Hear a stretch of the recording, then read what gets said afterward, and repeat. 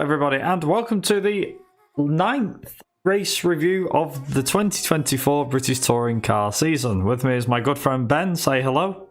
Hello. And we're going to be covering the Silverstone National Race Meeting that happened this past weekend. First things first, just to throw this out there, if you want to find any of our previous race reviews and watch the entire season back of all the race reviews that we've done, we do have a playlist as per usual down in the description. But moving into Silverstone, a few key points before we begin and jump to qualifying. So first thing, Valvoline once again changed the sponsor on Dan Camish and Sam Osborne's Napa racing cars.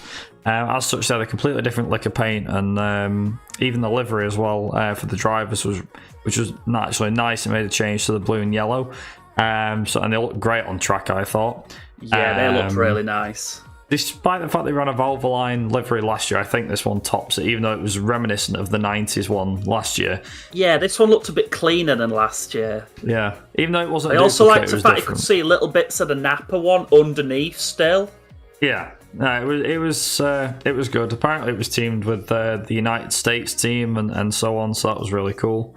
The main thing, though, the main talking point that came out of this weekend, obviously, it's the penultimate round. Which means that, well, it's still everything to play for. Points mean a lot more now than they did at Donington. Obviously, granted, that was a few weeks back. But the main thing is that we had some abysmal weather throughout the weekend for the track conditions. We'll get into that as we go. But that made tyre strategies a bit different, especially if it dried up, which it kind of did towards the second race. But anyway, moving into qualifying, so just to run down real quick. So Group 1 saw eliminations of Chilton, Osborne, De Leon and Halstead. Group 2 saw eliminations of Smiley, Sumpton, Moffat and, shockingly, Ash Sutton. I think the first time he's been knocked out in that end of the system. Q2 saw shock eliminations of Hill and Camish, as well as Morgan, Watson, Huff and Rowbottom. Once the Fast 6 got underway, it was Aaron Taylor-Smith who came out on top, with Tom Ingram and Mikey Dober round out the top three. However, drama unfolded once qualifying was over, as no fewer than 3 cars were disqualified, including Dan Zelos, due to technical infringements, which included the pole sitter Aaron Taylor-Smith, meaning it was Tom Ingram who was on pole for the first race of the day. His time was a 1:02.380, with Turkington in second and Cook now moving up to third. About a little over a tenth and 3 and a bit tenths back, respectively. So jumping into race 1, it was Mikey Doble who was the first casualty. He was out before the race even started due to engine troubles. But once we actually got to the race, it was a great start by Ingram, but Hill was a man on a mission as he got past Cook for third place into turn 1 and was quickly hounding Turkington for second. Camish and Cook went into battle following this, with Camish getting his man into Maggots and Beckett's for fourth place. Sutton was up to 8th after lap 1 and was flying behind. There was more drama though as the midfield got up close and personal, with De Leon and Sumpton getting a tasty scrap, with both Vauxhalls in there as well. Sutton managed to get past Morgan, however there was drama in front on lap 4 as Rowbottom hit Cook, which caused massive damage and put Rowbottom out of the race. This promoted Sutton up to 5th place. Dan Zelos really got stuck in with the midfield during this race as cars were going off left, right and centre due to the awful weather conditions. On lap 5 we saw this come to a head as Smiley and De Leon come to blows down into Luffield corner. 2 laps after that we saw Aaron Taylor-Smith move himself up into 13th place, which was making good progress from the back of the grid. Lap 8 saw Hill get past Turkington, which meant Turkington had to defend from the 2 Napa Fords behind. Turkington then got passed by Camish and Sutton over the course of 2 laps, which meant that Sutton was up to 4th, and that was really interesting to see if Napa would introduce team orders. Drama for Adam Morgan, who dropped down the order as he spun off the track on lap 16. Luckily didn't smash into the barriers, but did spin off. Lap 20 saw Hill try his luck against Ingram, but didn't manage to make the pass, but he did come very close. It was down the inside on the back straight into Luffield, and thankfully didn't hit Ingram or anything like that. He did stick his nose down, but then obviously backed out of it enough so that he didn't hit Ingram. But despite that though, Tom Ingram held on to win, with Hill and Camish rounding out the podium. So your race 1 results are as follows. Tom Ingram's your race winner with Jake Kill in second and Camish in third. Ash Sutton 4th, who also took the fastest lap in 4th place. Turkington 5th, Chilton 6th, Cook 7th, Osborne 8th, Watson 9th, and Dan Zelos rounded out the top 10. Over to you for race 2, Ben. Yeah, so race 2 was an interesting one. It was more damp at the start. It wasn't quite wet enough to be full wet, so it was interesting on sort of strategies here. So yeah, Ingram and Hill had a careful start. A lot of the grid sort of had a quite careful start, but they managed to get a little bit ahead of everyone else. Sutton managed to get past Camish. It was sort of like an easy enough overtake. Obviously wasn't really going to be pressed by his own teammate at this stage in the season. Sutton's start is then announced as being under investigation. So there's a lot of spray on the track, so wipers and lights are all on there, even though it's not as wet as it has been in the rest of the day. Lap 2, Sutton now gets announced he's got a drive-through penalty. It turns out his mechanics were still working on the car after the 3-minute warning. He has to serve this within 3 laps. Lap 4, Ash's engineer is seen on camera arguing the case that he didn't get the notification. He's obviously trying to argue, try and get it taken off. On lap 6, Ash now comes in for his penalty. It's noticed that he's basically becomes like a third of a lap down at this point, so he's really far behind everyone else. Hill at this point now starts attacking Ingram. He doesn't manage to get past yet, but he's sort of letting him know whereabouts he is. Turkington easily gets past Camish at this point. He's on the hybrid, he just goes for it. So it seems BMWs are now starting to come into play in the conditions where normally you wouldn't expect them to. On lap 7, Hill now gets past on the inside of Brooklands at this point, and then all of a sudden he starts to make a nice gap using his hybrid on Ingram. On lap 9, Sutton is still 6 seconds behind De Leon at this point, so he's really far at the back. Watson gets a 5-second penalty for being out of position at the start of the race. On lap 10, Chilton's car has stopped, but luckily it seems he's in a safe area at Marshall's post, so the race doesn't get stopped. On lap 12, Turkington has now caught up to Ingram, who's trying to get past him. He gets on the inside line, he manages to make it stick, he gets past him, it's quite easily going on. On lap 14 now, Cook has caught up to Ingram. It seems that Turkington now has got a gap between him and Ingram as well. This is really helping Hill's title battle at this point, also having his teammate behind him. It seems Turkington wasn't quite pressing on to try and really catch up to Hill and overtake him either, so he's sort of more playing a defensive man at this point, which is quite good. On lap 15, Sutton is now finally worked his way up the grid to 17th. Cook manages to get past Ingram at this point, giving even more points towards Hill's side of the battle. He used the wetter side of the track and just made a really nice overtake just using different parts of the circuit because the grip's not perfect on any particular point. On lap 18, Sutton is now got into 16th, with Halstead having a penalty. He's technically up to 15th. At the end of the lap, he gets a nice easy overtake on Halstead anyway. They tap each other under braking. Luckily, both of them come off fine and no one gets any damage. Last lap, Hill took a nice good win. First, Hill. Second is Turkington. Third is Cook. Fourth is Ingram. Fifth is Camish. Sixth is Smiley. Seventh is Morgan. Eighth is Dan Zelos, doing really well this weekend. Ninth is Taylor Smith. 10th is Osborne, and in 12th was where Sutton finished in the end, but he did have the fastest lap, giving him the point for that. Over to you for race 3, Brad. Thanks, Ben. And it was Jake Hill pulling out Chris Smiley for race 3, which meant that it could have been anyone's game as to who we would have seen for the race win on race 3. However, it is worth mentioning, so as we mentioned earlier on, in race 1 the conditions were bad. In race 3 they were near enough undrivable to an extent. This was proved as soon as the lights went out. Great start by Camish, who went up into the lead. However, just moments later he went wide as he locked his brakes due to aquaplaning, which let Ingram take the lead. Conditions were really bad, which meant that you're on an ice rink, so it saw cars flying off everywhere. Sutton, though, was up to third by the end of lap 3. Huffy was loving it as well and was up to fourth place by lap 4. Then we saw Turkington go off the road several times, which proved just staying on the track was hard enough. However, it all came to a head when Turkington went off after going into Maggots and Beckett's. He went to avoid Adam Morgan, locked his back brakes, I believe, and the car spun off the track into the gravel, and that was that. It brought the safety car out. However, after several laps under the safety car, the red flag was thrown as the weather was just too bad to drive in.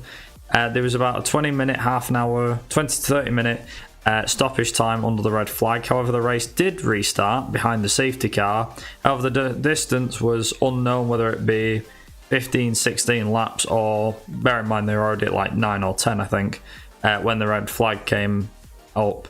So they weren't sure how many laps they got.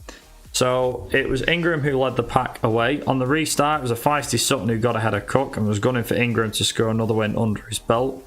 Ingram and Sutton were constantly taking the fastest lap off each other at the front. However, further back in the field, Dan Zeelos was up to 7th and was closing in on Camish up in 6th. He managed to get past Camish on lap 18. Hill and Huff went head to head with Zeelos getting involved too, which resulted in contact with Huffy and dropped Huffy down the order. As the laps ticked by, it was really an Ingram versus Sutton fight on who would win. And in the end, it came down to the last corner on the last lap as Sutton tried his luck up the inside, going through Luffield and Woodcote. And he did tag Ingram. He let Ingram stay in front. As a result, let Ingram win the race to avoid a penalty, with Cook rounding out the podium. So not too much. There was a bit of drama, but again, most of it happened due to awful weather conditions. But overall, your race 3 results look like this. So Tom Ingram was your race winner, and he managed to snag the fastest lap.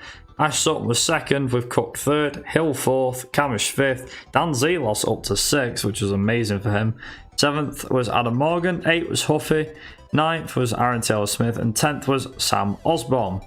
In terms of the driver standings, what does that do? Well, we are literally at a heads up. It's a neck and neck standstill between Jake Hill and Tom Ingram, who are tied on 365 points each, which is amazing. The main thing to note is that Jake Hill's on 7 wins versus Tom Ingram's 5, which means that on countback, as it stands right now, the championship's to him right now, Hill would be the championship winner. But as such, obviously we've still got another 3 races to go. So it is them tied up for the lead in first and second. Then we've got Sutton back in 3rd. Mathematically, he's still in with a shot. Same with Dan Camish, Josh Cook, and Colin Turkington, who are about 30-ish, 25 to 30 points behind Sutton themselves. However, mathematically, their chances are extremely unlikely now. Even though there's enough points for them to take the title, they would need everything to go wrong for the main title contenders to have even a sniff of that championship crown. Then we move down to Aaron Taylor-Smith in 7th, Rob Huff in 8th, Adam Morgan in 9th, who's also tied with Huffy on 195 points each, and Dan Rowbottom in 10th. It's just worth mentioning 2 things real quick before we move over to the winners, which was that Aaron Taylor-Smith was made as the independent drivers champion, I believe, and Mikey Doble was made as the Jack Sears Trophy champion.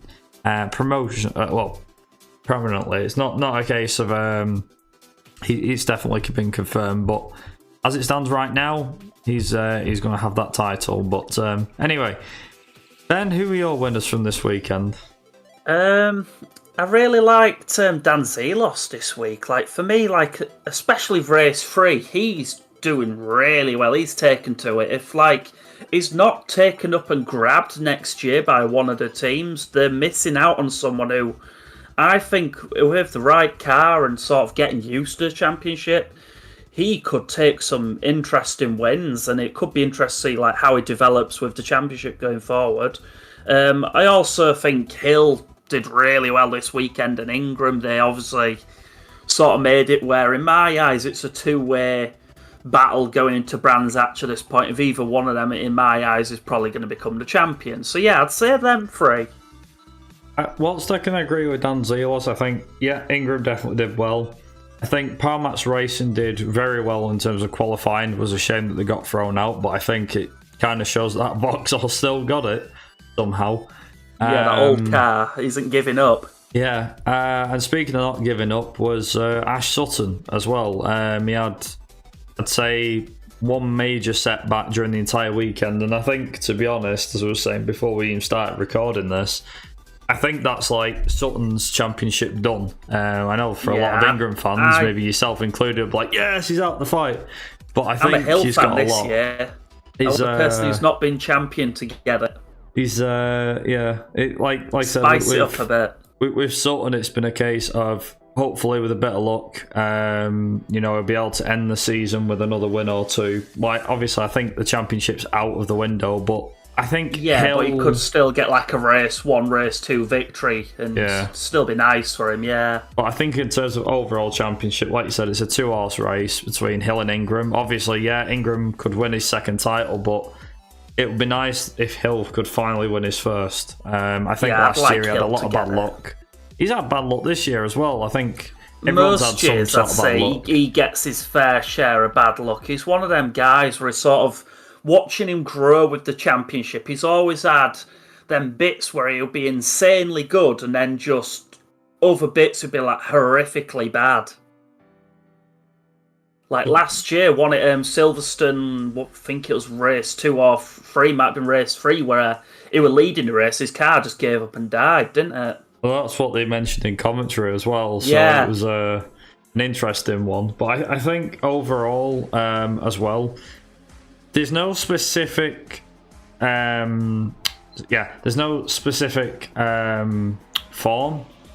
for Brands Hatch going into Brands Hatch because we know that Ingram's good at that circuit. We know that Ash can definitely win round it. We know that Hill can win round it. So the BMW is always good on that version of the circuit as well, because Turkington usually does quite well on that version of the circuit. It is worth mentioning as well, for those that are intrigued by about what the other championships, obviously we mentioned the main drivers. If you're intrigued, there's probably a good chance that Turkington's going to wrap up the Goodyear Wingfoot Award because he's leading by about 11 points. So I think there's a good chance of him wrapping that up. In terms of the independent teams, that'll probably go to Palmax Racing because they're out front by about 80 points at the moment. A really good year. Teams Championship, Napa looks like they're going to run away with it. However, the manufacturers, there's only 4 points that separate Ford and BMW again. So keep an eye on that one. Obviously, the drivers is the main one that everyone's going to be looking for, but keep an eye out for the manufacturer's title as well, because it could go either way to BMW or Ford. We'll see what happens with the rest, I suppose. But on that note, like I said, I'm just going to wrap this one up here. There was a lot of footage There was a lot of points during this weekend where the track shouldn't have been driven on due to awful weather conditions. But the touring car field, as they showed, they did manage to keep it on the black stuff for the most part. And surprisingly, despite the safety car coming out due to bad weather, I'm surprised it didn't come out due to contact between drivers, smashing into each other. But I suppose that's one thing that the drivers can prove themselves as, which are that they are good at what they do. And that, alright, granted there was contact between some cars, but most of the time it was the weather. It wasn't like them trying moves on stuff. It was like, they played it safe, enough basically. To bring out a red flag because they're all being silly because of them being silly. It was more, it's a hilariously bad wet circuit. Yeah, it's definitely something. But like I said, we'll be back in about 2 or 3 weeks' time when we have the finale at Brands Hatch GP. Many thanks for all of your support over the course of this year. Obviously, after the GP, after the GP race review, after the finale race review, keep an eye out before the end of the year because we will be doing our season review, which should be a nice look back, and we might even be able to get a special guest on or two. We'll see. But for the time being, like I said, we'll take it 1 week at a time, and obviously we're going into the last round of the season in a few weeks' time back at Brands Hatch on the GP layout. And now it is a case of may the best man win. So we've had 9 rounds down, 27 races done. We've only got 3 to run. Who's going to be champion? Let us know down in the comments what you reckon.